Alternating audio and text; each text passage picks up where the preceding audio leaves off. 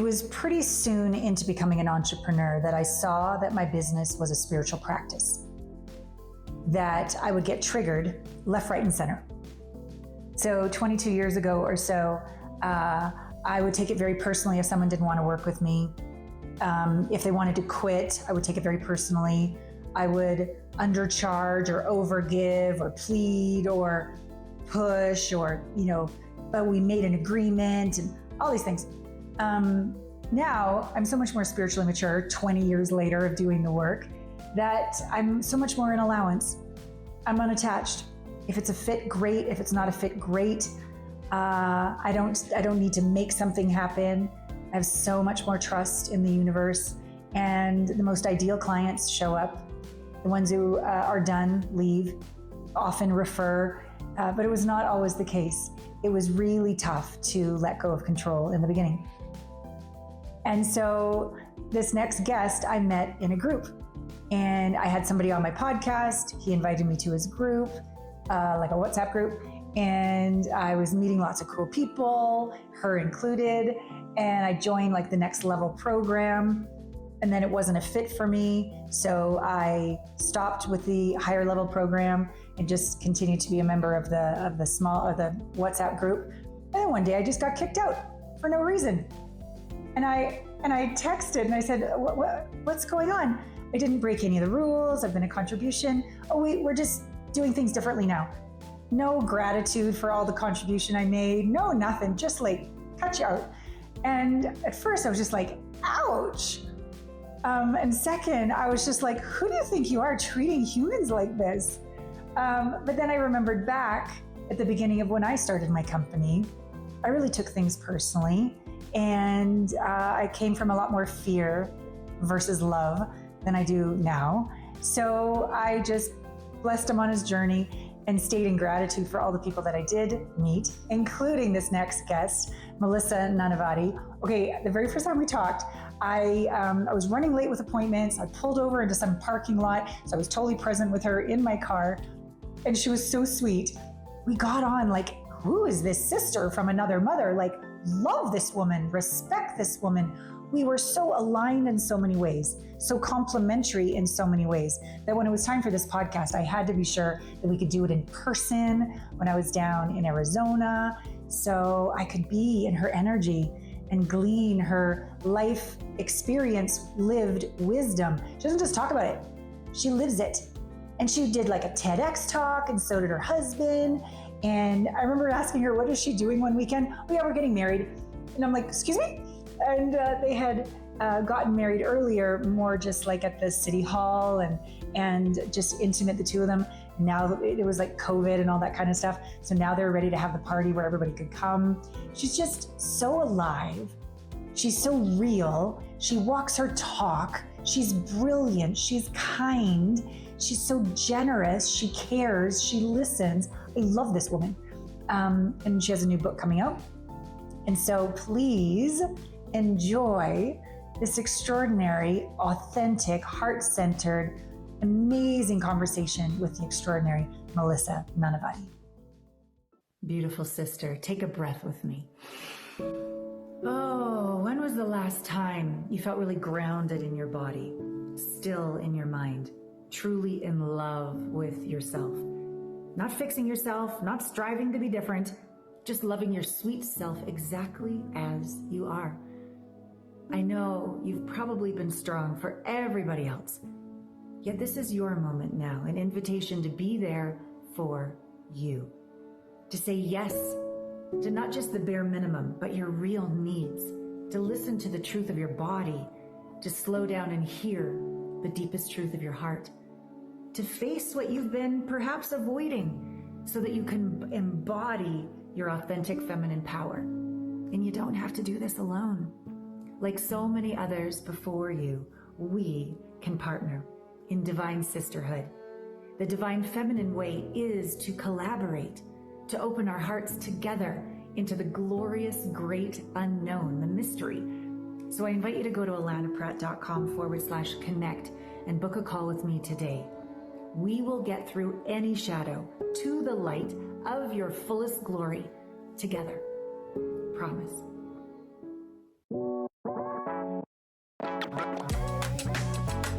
Welcome to Intimate Conversations, Season 14, Dark Night to Divine Light, because we both know intimacy is an inside job. Hello and welcome to another delicious episode of Intimate Conversations, Season 14, from Dark Night to Divine Light. And I am going to do my best to sit in this chair and not go over and keep hugging this woman, because this is the first time we've been able to meet in person, even though we've known each other for quite some time. Melissa Nanavati, let me tell you all about her, and then we're going to get away to a very soulful relationship conversation today. She is an amazing TED Talk speaker and dating and relationship coach for high performers. And her work integrates neuroscience, biology, and lived experience. Can't wait to tell you about the lived experience. Lived experience to help driven individuals build thriving relationships while pursuing big goals. After struggling with anxious attachment and going on over 100 first dates before meeting her husband, who's writing his book right now, but we're going to send him lots of love. So we wish he was here, but next time. Melissa became deeply committed to studying the neuroscience of connection. And in their first year of marriage, she and her husband raised $1.1 million while building a thriving partnership and running 2 businesses. Melissa translates this research and real-world experience into practical, science-backed frameworks to help high achievers navigate hard conversations, eliminate energy leaks at home, and build secure, resilient relationships.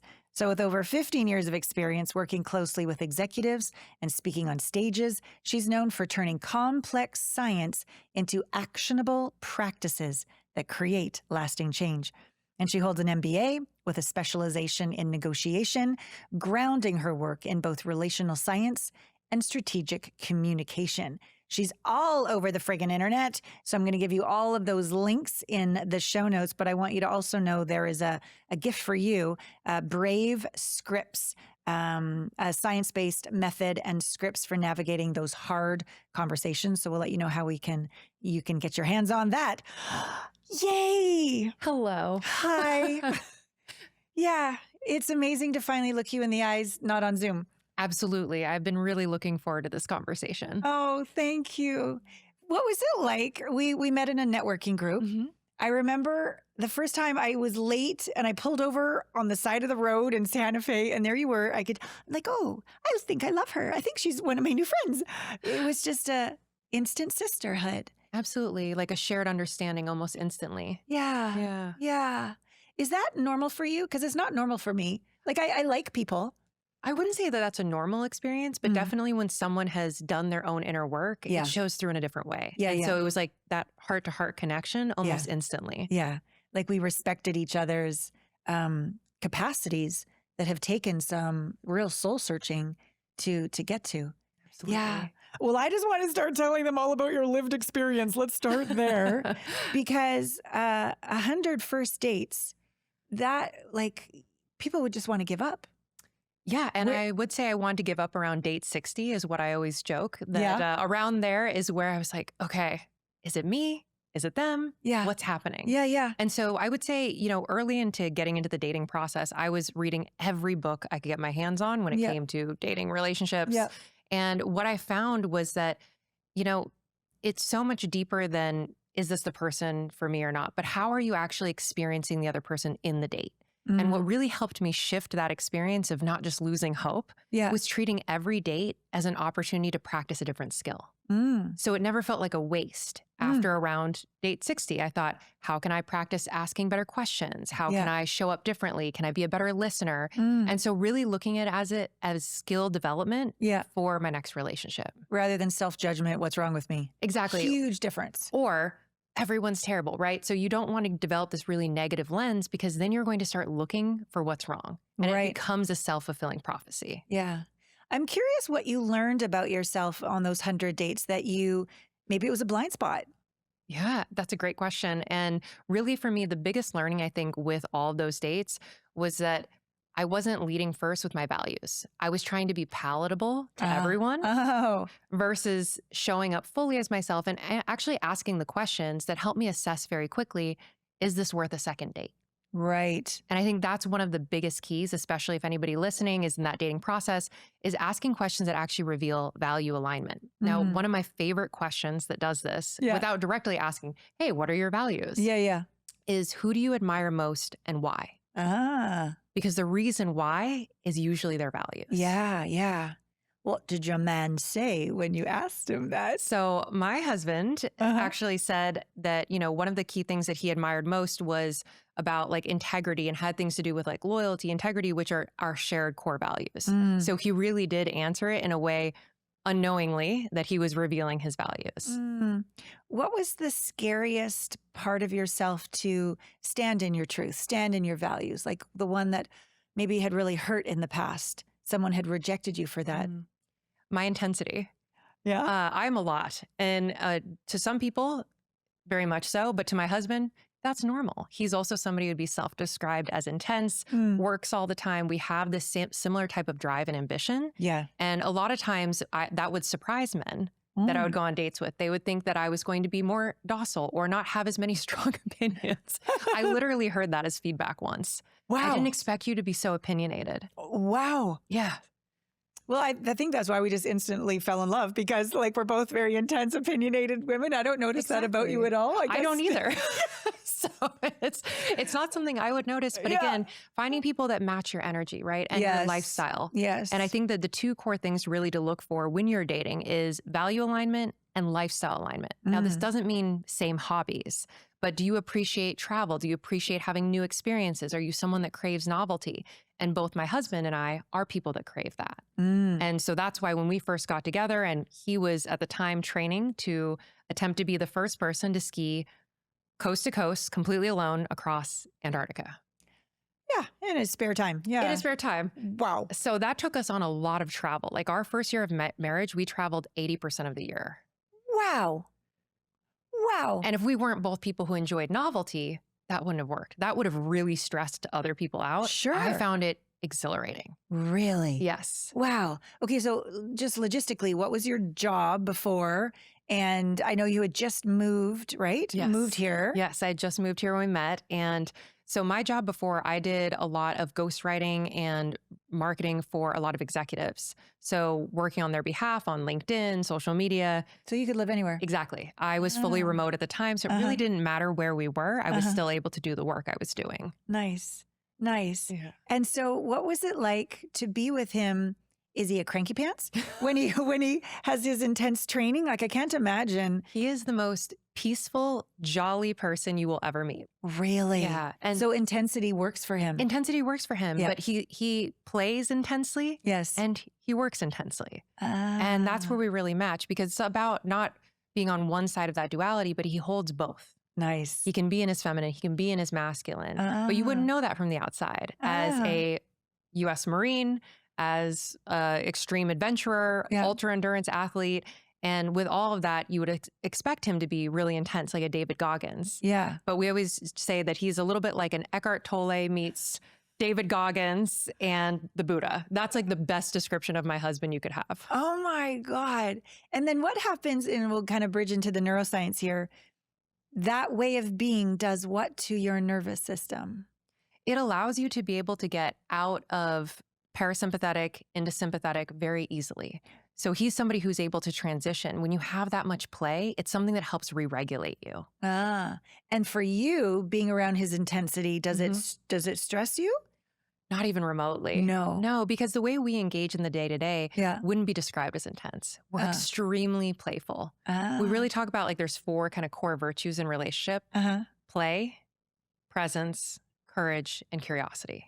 Say it one more time. Play, presence, curiosity, and courage. That's lovely. Yeah. I really like that.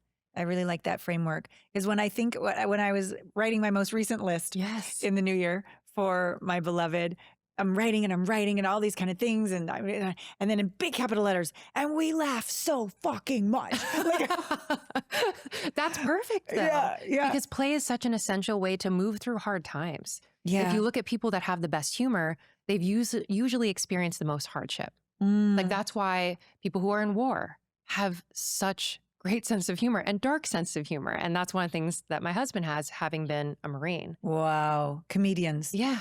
Yeah. You have to be able to laugh at things. And it's a way to navigate that hardship and not allowing it to lower your vibration. Right. Wow. I'm curious because we also talked about some work you did. Is it okay we talk about where you? Absolutely. Okay, so you did like 40 years of Zen. Yes, which is what led me to my husband. Right, right. So explain what that did for you. And I'm also curious what he's done to integrate trauma from war, right? Absolutely. Yeah. So for me personally, you know, the biggest point of expansion, like I had done every type of therapy under the sun leading up to this, but I went into 40 Years of Zen, which is a 5-day neurofeedback retreat where you're literally hooked up to electrodes and hearing your brainwaves back in real time. So they're training you in the brainwave states that allow you to make new neural connections. And I went there with the intention of clearing my anxious attachment and developing a secure attachment. And on the final day of my second round actually being there, we were doing work in gamma, which is the fastest brainwave frequency and where people have these like Kundalini awakenings, these like transformative experiences happen in gamma waves. Okay. I had a vision of my future husband, not what he looked like, but what it would feel like, the travel that we'd be doing. And that vision was so real that it propelled me to break my lease, give away all my belongings that didn't fit in my car, and move from my home of 12 years in Portland, Oregon to Scottsdale, Arizona. I told everyone my future husband was there and I had to go. And did they think you were a whack job? 100%. 100%. But they also had seen me go on over 100 first dates and said, well, she really doesn't have anything to lose at this point. Right. And it was time to try out a new pool of dating. Now, it just so happens that within a month of moving here, I went to an event that was put on by my husband's friend who introduced us just a month later. Yeah. Incredible. So in this vision that felt like it, how did you know it was Scottsdale? There was palm trees. And I actually had not even heard of Scottsdale at this point. Oh. But when I came back out of the retreat, I had a friend who was also doing some handoff work too for a previous client. And she mentioned that I should visit Scottsdale. And as soon as she said it, it felt like that aha moment. Yeah. I knew he was there. This is really beautiful because it's not just one pill and then that's going to solve everything, or 100%. one workshop and that solves everything. Like there's a weaving of this step and then this step and then this, somebody mentions this and then your dream says that. And I love living like that. 100%. I love living so aware and listening to the whispers of the universe or the big signs from the universe, and allowing myself to be guided. I don't feel alone. Absolutely. I feel held and guided, and that this is a mystery for me, not against me. And I think that combination of serendipity and strategy. Yeah, right. So it's like said. Action plus intuition. Yes. If you have one without the other, you can sit at home manifesting all day long and nothing's going to change. Correct. And so that's what I always say is like, it takes action to actually create that momentum. Like luck follows action. Yeah. This is really good. So tell us more, because I think this blend is really what you're magical at with your book, with your TED Talk, with your coaching. You're dealing with people that are very, high achievers and could very be cerebral. Thank you. Very cerebral is a very lovely way of saying it. And yet that alone is not going to necessarily find a healthy match. Yes, absolutely. And answering your question earlier about the work my husband done, I mean, he, through his own brand and Fearvana, he had really developed this concept that was actually even endorsed by the Dalai Lama on his last book about using fear as an access point to nirvana. And so leaning into the moments he was afraid and really being with the emotions. I mean, he did everything from darkness to retreats to you name it as well. And where we really found each other and what allowed us to find each other through that, not just a cerebral place, but listening to those little whispers of the universe, as you put it. So he's also somebody who's deeply spiritual. Nice. And what we both found was even in our first conversations, we had the same spirit animal.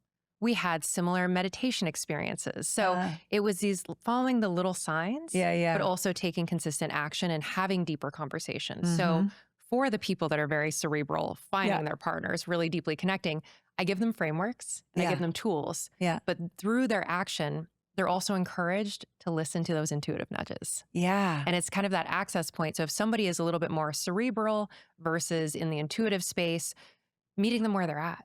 Giving them the frameworks, giving them the tools, giving them specific actions they can take, and even getting down to the nonverbals. Like, is your body facing the person you're talking to? Are you leaning in? And really defining those small elements, but then leaving room to be surprised. Beautiful. Do you find them, your clients, resistant, or they're actually really grateful to be given a framework because they can't go from 0 to 60, cerebral to intuitive? Just be more intuitive. Like that. Yes. Right? Because that would make them feel like a loser or judge or ashamed or scared. What's wrong with me? Could lead to all sorts of other feelings. Absolutely. And the primary demographic that I work with is executive men. Okay. And then I work with them and their partners, but really I work with a lot of men. And so meeting them through a tool, an action they can take feels safe. Right. And gives them access to something. So something that I always do in sessions, I end with like, here's your 3 homework items. They love having homework. Okay. Right? Very specific actions they can check off. I did the thing. Yeah. But then that in the process opens them to this more intuitive space, getting more in tap with what are their needs. So a lot of the things we work on is relational courage. Yes. The 4 types. So the first is the courage to be vulnerable. Yeah. Which is the growing edge for most people, especially at that level. Yeah. And then there's the courage to ask for what you need, the courage to ask for what your partner needs, and the courage to bring up issues to be addressed. And so we do a kind of a diagnosis. All right, which of these 4 do you struggle with the most? And oftentimes it's asking for what they need. Yeah. Because they don't even have a connection to what they even need in the first place. Exactly. Yeah. Exactly. Yeah. And that's a really safe way not to have to ask for it. If I don't know what it is, then I don't have to ask. Exactly. But then the cycle of resentment and unfulfillment and unsatisfied and blame, like you can go all sorts of places. Definitely. How do you get them to identify what they actually need? So there's a worksheet. I love a good worksheet and it really helps them access it. But we talk about like the different categories, right? Is it needs around finances? Like, do they have specific needs that make them feel safe? Is it a need around like physical intimacy? Whatever those are. So they go through this category. They say, you know, what is the need? And then they rank on a scale of like 1 to 10. How important is this? Anything that's 8 and above now falls in the category of need. Yeah. And so it helps them to start to suss out, is this actually a need or is this a preference? And once it's defined as a need, the practice of communicating it with their partner once a week in a very specific way. So each partner, so I love giving people the ritual of Sunday support. Every Sunday, 15-minute check-in. What is 1 or 2 things you need from me this week that would make you feel loved and supported? Nice. Very specific, very actionable, and then putting it in the calendar. Yeah. So it's an access point that they're comfortable with. Calendaring, scheduling, action. But it also gets them in touch with their needs. Totally. This is beautiful. Thank you. What do you do if they're not in a relationship? So for those who are single, it's really about identifying what are the core values and things that they want in a partner. Yeah. So getting them to identify like their must-have list, not a general and superficial list. Yeah. So that is what people tend towards. They either have no list at all or a super specific, very long list. So getting them to pare it down and then creating systems to put them in environments where they could meet new people. And again, making it very homework-based approach. All right, did you do your 2 hours of searching this week? Did you go to a new event? Were you on the apps? What did you do to take action? Because often people will say, it's so hard to find someone. I said, how many hours have you actually invested in this goal? Right. Because there's no goal that you don't have on your calendar. Yeah. And so treating it with that same kind of intentionality is really the key when I'm working with somebody in like that dating capacity. Yeah. So your avoidant attachment. Or anxious attachment. Sorry, anxious. Your previous anxious attachment. Did you like take any of it down or integrate any of it on those 100 dates? Or do you really think it required this particular protocol of the 40 years of Zen to really open up to your man? Truthfully, I really think it was this particular protocol. Like, yes, it got better over time, right? I became very aware of it. But the big key was that I had to face the fact that I was afraid of abandonment. And that's where it was coming from. Yep. And ultimately, anything we're avoiding, we're actually just avoiding the feeling. Yes, we're afraid of the feeling. And so it was actually the practice in 40 Years of Zen of sitting with the worst case scenario. Yes. And doing a meditation protocol around kind of like where you're going high and low. So the high was imagining like all this gratitude, feeling this experience of love, and then literally visualizing the worst case scenario. Yep. Like everyone abandons, everyone dies, like worst case scenario. And sitting with that feeling until you train your nervous system To be okay. That you're not going to die from that feeling. Yep. And so going in and out of that protocol was really what finally cured it for me. Yeah. Just sitting with the feeling. Yeah. I'm so glad we're talking about this because I'm all about action. Like if you just sit on your ass, nothing's going to happen. 100%. But if you carry your wound with you on every single date, your wound is still with you. It's not getting better. Yeah, no matter how many dates you go on. So I like that we're talking about this because I'm the other way. Yes. I'm like, don't waste your time. Like, let's handle this first and let's get a good chunk of it integrated and then go out and let's see what's different. And it changes what you attract. For sure, because we're energy. Yes. And you are a resilient, incredible lady, but a lot of people would not keep going. And I don't want them to give up on love. I want them to learn how to love themselves. Yes. More home, more whole. And so I love that I've been lots of modalities I've been trained in, but one of them is you feel best case, worst case, best case, worst case. And then you feel them both at the same time. Yep. And then integration. And then you do another round. And then you do another round. So it's exactly what we did. Okay. It works. 100%. 100% works. Because people, and I've actually done that in a group workshop a couple weeks ago. I had a group of men and we had them sit with the worst case scenario. Yep. And just feel it through. There was tears for the first time. Yep. A lot of these men had not actually accessed it. And I said, what are you actually afraid of? And they had all these stories. And I said, but what is the feeling you're trying to avoid? Mm-hmm. And once they sat with it, integrated it, completely different. Yeah, I totally agree. And then we're literally a different, like if my science, awesome people I interview on my podcast that teach me that our frequency goes out 1 million times a second. So the universe is listening. What you got? What you got? What you got? Mm-hmm. And if you keep sending out, I don't want to feel this. And so it is, right? But once you're on the other side of that, it's a whole new world that opens up for people. A sense of freedom, a sense of I can handle things, which then goes right into these conversations that you're asking them to have. Exactly. If they haven't learned how to feel an uncomfortable feeling, they're not going to have that conversation. No, they're still avoiding the feeling. Yes. Yes. They call it they're avoiding the conversation, but you're so right.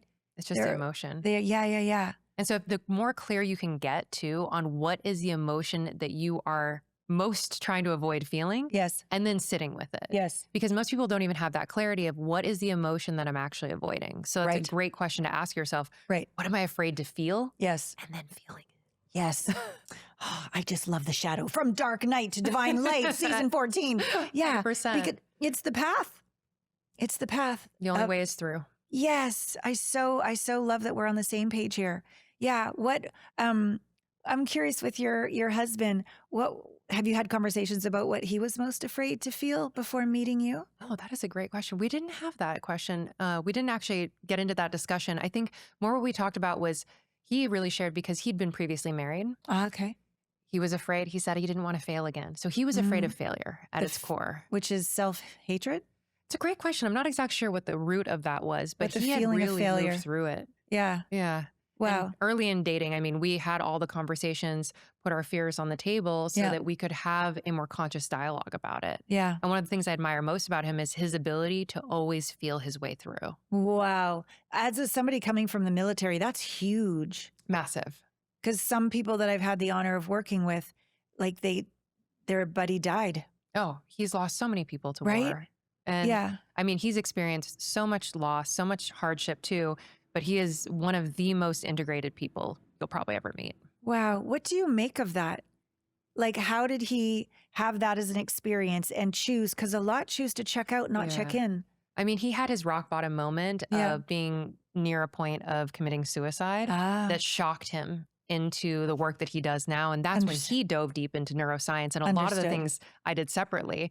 And so when we came together, we'd had so much shared experience of our own research, our own healing. And so being able to show up, again, you're never done healing, but I also think if you're always in that frame of, I need to heal more, you're also missing the action and experiencing life. And what I really appreciate about him is he always saw room for improvement, but was able to keep living life. Nice. Go deeper there, because there's a lot of, I guess, workshop junkies. And I'll just take like 10 more workshops and then I'll get out there and date. Exactly. Or I'll just avoid my spouse and I'll just like read more or listen to more podcasts. But you got to get on the court of life. Yes. Yeah. Yes. And savor it.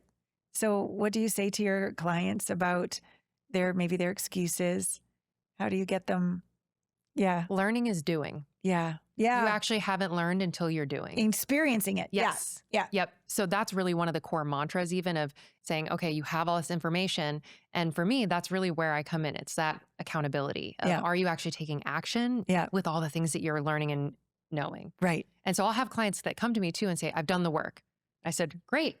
Are we putting it in practice? Because doing the work means actually doing. Yes. And Thank engaging with the world. Yes. Not just being in this philosophical state of analyzation because it's analysis paralysis. Yeah. It's safe, but you're alone. Exactly. Yeah.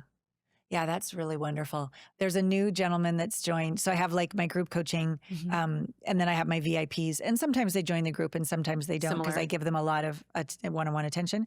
But there's we've got like from age 29 to 80 in the group right now. Yeah, from all over the world. It's really quite a delicious group of people. But the young buck, the 29-year-old, he's on the court, he's dating, he's having the conversations. Love it. And I'm inviting the others. I did like put it out there. We have like a WhatsApp group that they chat with as well. Put it out there. Let people comment. Yeah.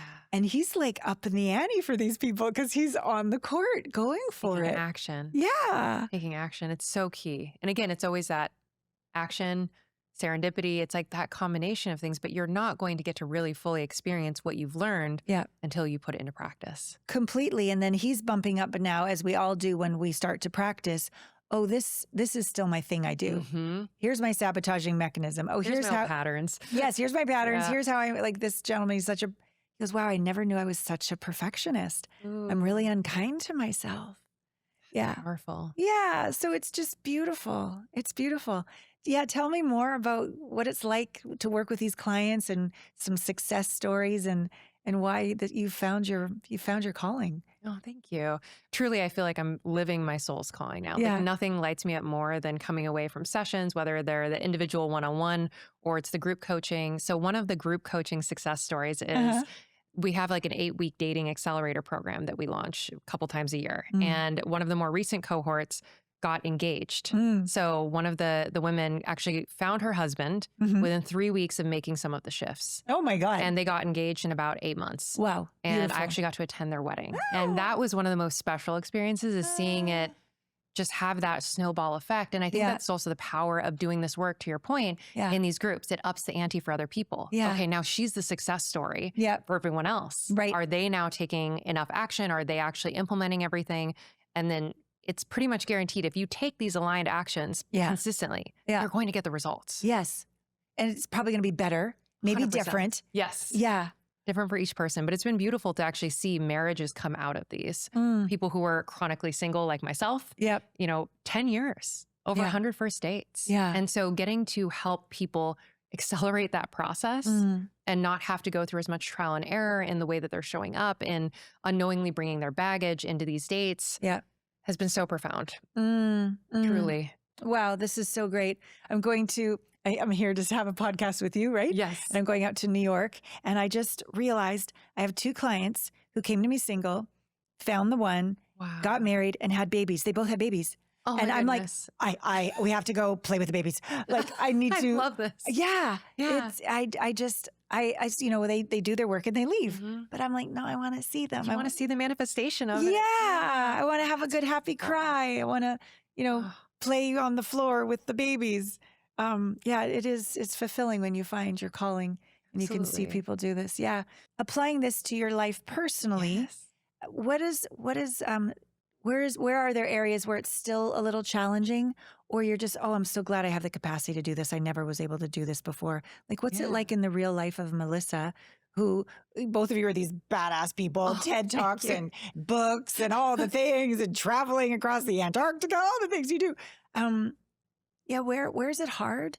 Yeah. Where are you really proud of yourself that you repair ruptures? Well said. I think I'll start with the second part of that. Yeah. One of the things I've been most proud of both of us is that we made a commitment 3 weeks into dating to never let an issue fester. Oh, that's beautiful. And we have upheld that. And it has been really lots of delightfully hard conversations. And for anyone listening that gets those brave scripts, it's the acronym for literally the framework that we use to repair. Wow. And do you ever go to bed angry? No. We do not do that. Okay. So it comes right down to, in this 24-hour period, we will resolve this. And even if we don't, you know, having 4 or 5 conversations, like we'll think we resolved it, but we'll keep coming back to it until it's clean. Really keep it clean. Yeah. And so we actually call it also like cleaning the windshield. Like, is there any smudges on your windshield at the end of the day? Like, did anything happen? And making sure that we're consistently keeping that clean. Yeah. Now, it doesn't mean that we haven't had hard conversations that spanned weeks, right? Sure. But it's that consistent practice of no matter what it is, always coming to resolution. Yeah. But then even noting, like a couple weeks ago, there was something about how he responded. And I said, okay, the tone got me a little bit. Can we talk about it? What was the story that came up for you? And we literally did this. I believe it was over my birthday dinner. And I said, what was the story that came up when I said this? And for him, one of the hardest things in our relationship is he is a traveler. He is expansive like the ocean, and he's an adventurer. It stresses me out sometimes. I am not as expansive adventuring as he is, right? Yeah. And so one of the biggest things was he said, oh, you know, that conversation always makes me feel a little constricted. And I said, great, what's the story there? How can I help clear that for you? And so really getting down to what is the story that comes up when there's tenseness. So we don't even allow tension in our conversations. Wow. So that if we notice the tension, we're like, okay, what is the story that you're gathering evidence for? Wow. Yeah. And clearing that. And that's one of the things I'm most proud about in our marriage is it's not about perfection. It's about that consistent practice of keeping the windshield clean. Wow. So take me further. So the story, what does it sound like, the story, as opposed to, which is so great. Yeah. Because you're instantly asking for ownership, that this tension is being triggered by you, but it actually didn't start with you. Exactly. It's a story. Right. Yes. So he's inviting you, or you're inviting him to go back to, when I was 5. Yep. Exactly. This kind of thing. Or like, I don't want to feel like my wings are being clipped, that I can't do the things that I want to do. And so the story was that no matter how much time we spend together, it was never enough for me. And that's the story that was coming from him. And I said, great. I said, so that was a story from early in our dating. Are you still holding that? And can you allow me to rewrite that for you? Because that's not true. And here are the things I actually need. Go do your three weeks trip to India. Go do your whatever you want to do. Right. But just bring me into the planning process. Oh, and so you could make a request. So he could have freedom and inclusion. Exactly. But he didn't know he could have that before. Exactly. Wow. And so it was really getting him to identify what is the story that he's gathering evidence for. So every little interaction was creating a little bit more intensity or friction, because it's like, oh, that's another proof point that she wants me to be gone less. Right. And I said, I have never told you no on a single trip. Yeah. I said, trust me in my actions, not in that story. Right. And so I was able to help rewrite that for him and saying, all I request is that you invite me into the planning process. Don't come to me with a fully formed plan of travel. Don't say, I'm going to be leaving tomorrow for 3 weeks. Exactly. Yeah. Exactly. Yeah. So that was more the piece. And so now he felt safe to actually bring me into the planning process. Right. Because he's not assuming I'm going to say no. Or be upset. Exactly. Or pout. Yes. Or whatever it is he's afraid is going to happen. And knowing that any emotion that I'm expressing is from a place of love. So that assuming positive intent is one of the key things in our relationship. That the other person always has your best interest at heart. Yeah. Wow. This is amazing. So your ability to notice tension in each other, how do you bring it up without the other one getting defensive? Or do you sometimes get defensive? I think we both do from time to time. But really, one of the core things that we both take a lot of pride in is our ability to receive feedback. We think it is one of the number one skills, and knowing that feedback is never an attack. Right. So I think he is masterful at receiving feedback. Even if there's that moment of tension, it's like, her intent is positive. So it evaporates very quickly. This is great. Well, you're two like amazing people that give probably effective feedback. What would you say to people who probably don't give very effective feedback? The compliment sandwich. Yes. Oh, this is great. Toastmasters. Exactly. I learned this. Exactly. But the same is true when you're giving your partner feedback. Because if you don't first acknowledge them for the strides they're making, they can't hear you. Thank you. Okay, we need you to hear that again. Say it one more time, because this is so important. You first have to acknowledge the effort they're putting in before you give feedback. So I've been noticing you've been way more conscious about giving eye contact.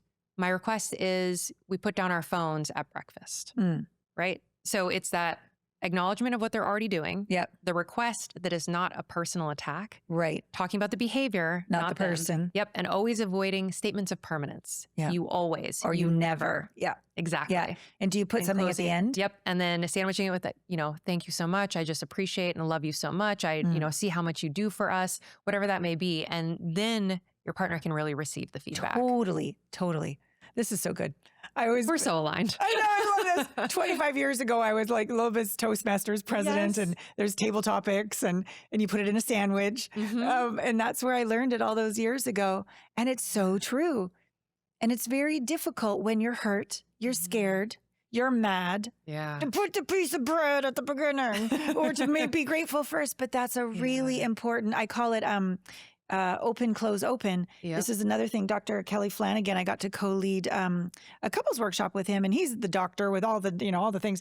But I had my thing that at the time I thought was just Allana's little practice. But he's like, oh no, that changed. That saved me through COVID. That's in my next book, Allana. You're in my next book. Wow. I'm like, whoa. And it really is big because these are the moments. So what you're saying is amazing and accurate. And I totally agree with you. And how in that moment do you lead with gratitude when you are dying inside? Exactly. You open your heart. You consciously open your heart. That's so much of what's in that BRAVE framework too, is how to bring up these conversations. The B stands for beginning within. Yeah. And stunning. having to get in a regulated, grateful state. Yes. Before you can actually communicate. Before you open your mouth. And requesting a time to talk. Yes. That's huge because if you catch the other person off guard, that's they've unfair. had a really hard time, really hard day. Yeah. That's not the time. Right. And so saying, hey, when's the time for us to talk about something small? And why I love saying something small is it because it does not put them on the defensive. It down-regulates saying, oh, this is minor, because it's only as big as you make it. Right. If you make it a really big issue, if you wait till you're super activated, you're frustrated, and then you want to talk about something they didn't put their socks away, right? Right. It's going to be received very differently versus I'm going to make this a small issue, no matter how big it feels. Right. That's really, really good. Yeah. This is brilliant. This go within first, like the inside creates the outside 100% of the time. And that's a lot of times we might have to go for a walk, scream into our pillow, do some breath work, have a good cry, do whatever we need to do to come back to ourselves, talk to our coach, go to our group coaching, whatever it is we need to do so that we can, when we do communicate, it is honestly with love. Not like you talk about it. You feel it. You be it. You be it. And that anyone can get better at receiving that without defensiveness. So beautiful. What's your best practice to get you back to center when you're really miffed or scared or what have you? Mine, at least in the conversation, is placing a hand on my partner's leg. So from a neuroscience perspective, if you're thinking about, the kind of 3 key neurochemicals that create connection. Right.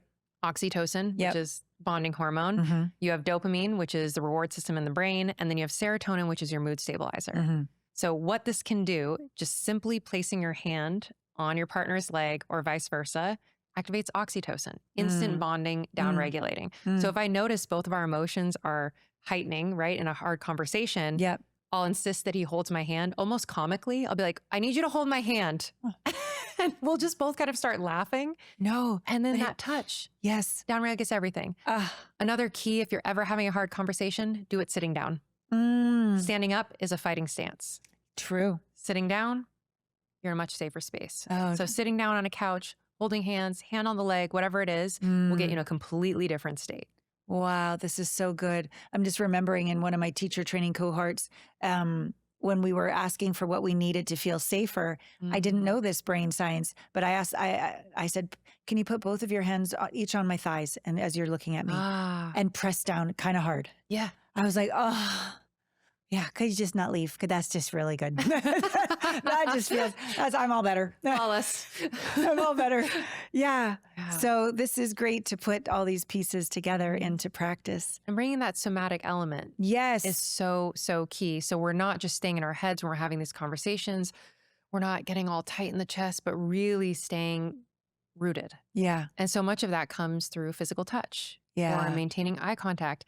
And then there's actually really good research to show that at the end of a hard conversation, if you do a 5-second hug, it's going to reduce the emotional damage significantly and put you back in a regulated state. Remind you're all on the same team. I heard 21 seconds, but if we can get there in 5, that's good. 5 seconds. Okay, yeah, good. because that's all it takes for the blood constrict in the heart. So one tight squeeze, 5-second hug, will do the same. I like this. Yeah. Back when I first started coaching decades ago, it was the 6-second hug in the morning and the night. Yes. Full frontal contact. Yep.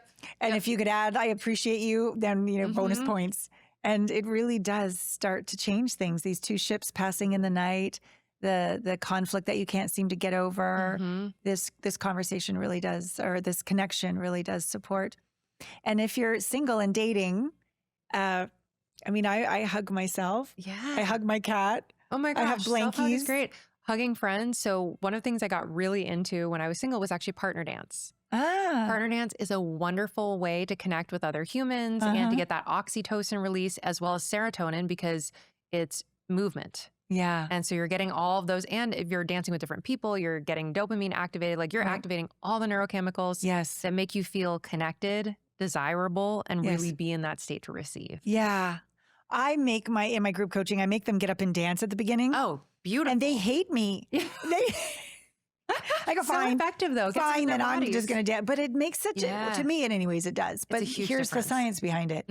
Absolutely. And the same thing too, like if you are single and you're going on these dates initially, you can create chemistry. And I think this is one of the biggest myths is that chemistry is either something you have or don't have. My husband and I did not have an instant connection. Oh, this is getting good. Okay, tell me. So we always tell people we didn't have that like movie moment. Like our story sounds so romantic. Yeah. We did not have that movie moment. I was like, who is this crazy man who wants to ski across Antarctica? Stop it. That's what you thought. Yeah. I thought he was just some nut job. I am going on another first date. That's what I'm doing. And then we ended up going and seeing each other in group settings. We did a hike together where we always say that that's actually where I fell in love with him was on this hike, right? So we're getting activation of serotonin through being outside, that movement, we're having a novel experience, dopamine, oxytocin, right? So we're getting all of these neurochemicals flowing because we're on this hike, we're sharing vulnerably. We fell back because he had been fasting for 7 days. Oh, and then go on a hike. Going on a 5-hour hike through the desert. Yeah, okay, I got it. Yeah, as training for Antarctica. But because he was such at a caloric deficit, having trained on no calories for a week, he didn't remember actually most of our conversation. He was so delirious, but we ended up going so deep. Wow. Because he ended up being super vulnerable. Delirious, vulnerable. A little delirious, vulnerable. Yeah, same. And we ended up going deep and spending time on this hike, literally 5 hours through the desert. And it was at that point we had talked about all of these different things that, he inadvertently showed his character, right? Yeah. He told me stories about how he'd helped his friend move when he really needed to prepare for a speech. And I thought, generosity. Yes. And so really listening to the stories that people tell you will reveal who they are. Yes. And so it's in that process that we went super deep. We had this really intense experience that was actually intensely bonding. Yeah, I bet. And by the end, I literally was like, oh no, I think I just fell in love with him. Wow. But in the best way. This is the longevity passion or the longevity intimacy. Yes. As opposed to the trauma bonding. Instant spark. Right. And it's done. But you can create it and you can maintain it with intentional action. I so believe that. Truly. Oh, I mean, I go to these incredible trainings where by the end of one practice, it's a zero dating container for this very reason. Because you fall in love with everybody after one practice. You're so bonded. Exactly. And we interviewed dozens of couples for our manuscript that we're still waiting on a published date, but it is about how to build a thriving relationship while pursuing big goals. And in that, we interviewed dozens of couples, many of them who've been married for 40 plus years that feel like newlyweds. Oh. And it's not by accident. Yeah. They've been married for 40 plus years, a lot of them. And they were able to create that through their intentional rituals, having novel experiences together, shared moments of vulnerability. And so it's through all this intentionality that they were able to maintain the honeymoon phase. That's an ass slap right there. This is so good to know. Yes. So good to know that it wasn't instantaneous. It's so good to know how it became bonded. Totally. And that through intentionality in these practices, this rich, it's not like the crazy honeymoon stage at the beginning. It's that rich honeymoon stage where you see like 80-year-olds and her shoelace is untied and he kneels down and he ties it. And then he looks at her, and then he stands up and he kisses her, and they arm in arm. And I'm just like bawling because I can feel that. Yeah. The intentionality of that kind of love. Yes, yes. And just knowing that you don't have to have instant chemistry. I think it is the worst filter you could possibly have in the dating process, which is hard to hear. Yeah. And it does not mean you don't get to experience that giddiness, that excitement. It means that you need to look for values first and then create it with intention. Because usually that giddiness that someone's feeling is from that push-pull, a very unhealthy push-pull. Yep. So a lot of times that instant spark is actually a recognition of like a story that you have not yet closed. So people keep dating the same types of people in hopes of closing the loop, finishing the story, because our brains are story-making machines and we love to close the loop. Yep. This different kind, I don't know what the right word to use, but this different kind, it's almost more like a devotional turn on than a hot and heavy chemistry turn on, because it's so based on this vulnerable heart, this embodied openness, this respect of the other. And let's link arms and see what we could create together. Exactly. Yeah. Exactly. I'm really happy for you. And then share with them, like, we were talking one day, like, what are you doing this weekend? Oh, I'm getting married. I'm like, do you remember? So we had our courthouse ceremony, I think it was about 2 years ago, 2+ years ago.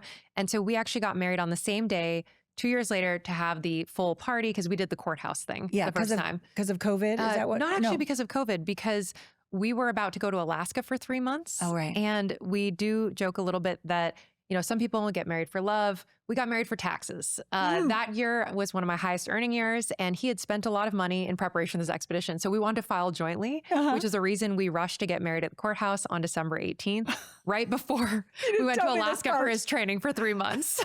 I love you guys. So we looked at it financially as well. We knew we were going to get married, but we did get married after dating for 5.5 months. He proposed on our 2-month anniversary. So we had a rapid pace. Wow. I mean, we looked at a place to live together 11 days into dating. Wow. Okay. Well, this is so good. I mean, I've had hundreds of episodes over a decade with this podcast, and it's so important to show different ways that people fall in love, ways that work, and also the ways that we evolve as a species and with what we understand about science. And like, you don't want to marry the person after 11 days who you had the hot chemistry with, because that's probably going to blow up. Unless you had deep conversations and actually found true alignment, right? So I also got to see him in context immediately. One of the first times I met him was in a whole group of his friends. And I immediately could tell that he surrounded himself with excellent people. See, there you go. Wow. So context matters, especially because usually when we're dating, we don't see them in different contexts until way down the road, which is why it can be difficult to make such a big decision so early. But in the course of those 2 months, we'd just seen each other in so many different contexts. We'd also learned a lot from each other's friends about who we were. So there was a deep knowing, not just from one-on-one conversation, but knowing his community. Correct. This is amazing. I'm so happy for you. Thank you so much. Wow. Okay, so this book that she was referring to, Peak Performance Love, correct? Tentatively titled at the moment. We're still with the publishers. We'll see with the publishers, and we'll find out what the final title ends up being. Okay, amazing. So Melissa Nanavati on Instagram, Facebook. That's also your site is your name. Melissa Nanavati, yes. Very difficult last name to spell, so I'm sure that will be in the show notes. Absolutely, and just for fun, here we're going to say it, Nana, Nanavati, VATI. So it's in the show notes as well. And then /brave scripts. Let's just leave them with a little more about what they can learn there. And so they can have these conversations. So with the Brave scripts, it's really about that 5-step process broken down into what do you need to do to get into a regulated state, to bring up an issue, to effectively come to resolution. It talks about the 3 scenarios. Are you trying to break a pattern? Are you trying to get more support? Are you trying to feel more connected in your relationship? And then exact scripts that you can use for each phase. Beautiful. Beautiful. You are such a gift. Feelings mutual. What did you enjoy about us finally meeting in person and having this conversation? I mean, first of all, just your energy, the authenticity that you bring to every interaction is just palpable. Oh, thanks. And honey. truly the alignment in our conversation around, we both come at it from different angles, but we are teaching and saying a lot of the same things. Yes. I think there's so much beauty in that. And each person's going to hear it differently. So my hope is that this episode hits people in a different spot, maybe more cerebrally, maybe also in the heart space. And it's all about having different ways to say the same message, and it'll land for different people. For me, it's this beautiful bridge of these systems that work and the science that works, and then the sprinkling in of the magic that he was delirious on the hike and hadn't eaten. And so, but the perfection of that to get what you needed to know, oh no, I think I just fell in love, right? Like I just love the blend of it all. Yeah. And I think that's what every love story is. It's that beautiful blend of some action, some strategy, and then also that serendipity. And the surrender. Yeah. Complete surrender. Oh, love you. Oh, love you. I hope you can feel our friendship. And I really encourage you as you complete this podcast, when you turn it off, just take a moment, hand on the heart, hand on the belly, maybe go outside, feet on the earth, maybe just let the sun be on your cheeks and just sit and listen. What was awakened inside of me from listening to this conversation? Let it be our sprinkling of serendipity into your life, and then take that action and go to her site and get these brave scripts. Maybe there's an action of someone you're going to call, something you're going to let go of, some time with self, whatever it is. But may this conversation have blessed your relationship journey. We love you. Thanks for going deeper with us into our intimate world on Intimate Conversations. Love you. Love you.